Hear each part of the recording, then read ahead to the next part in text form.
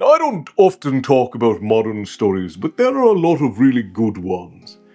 And some of them are good just because they have a simple brilliance to them. And because they reference much older stories, and I'd like to share one with you today, my friends.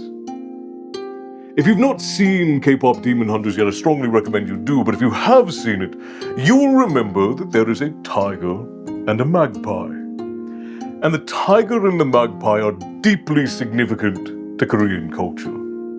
And in K-pop Demon Hunters, there is a very fancy hat, and it is also very significant.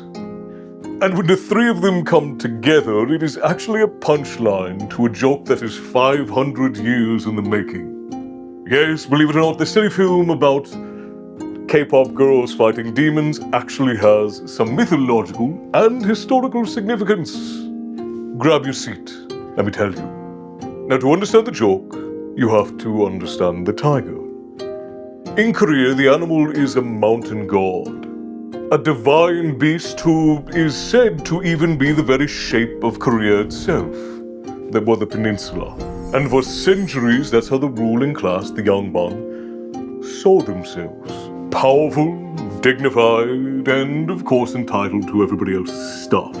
But the common folk also had their own symbol, the magpie, a loud and clever messenger, usually of good news.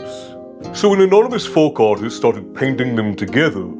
What they were actually doing was creating some of the very first ever political cartoons, hiding their mockery in plain sight.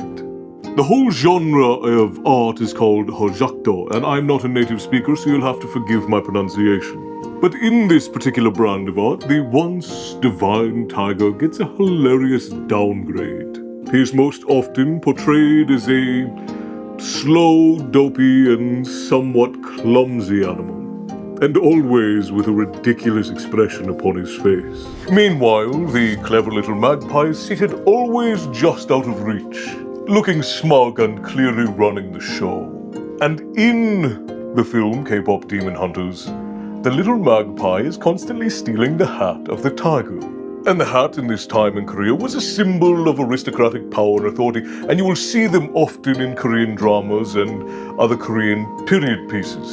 And in the very first conversation with the male lead, Jinwoo, he expresses that the hat was made for the tiger, but that the magpie keeps stealing it.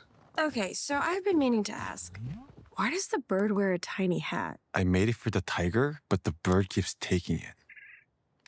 So this little subtle dig is a 500-year-old joke about the common folk constantly getting one up on the aristocracy. Quite literally a reference to the peasantry constantly and consistently mocking the nobility for hundreds of years, silently and in plain sight, on scrolls painted and inked. Now, I don't know about you, but that's my kind of revolution. Little bit sarcastic and very funny. Stay bloodthirsty, my friends. I'll see you for the next one.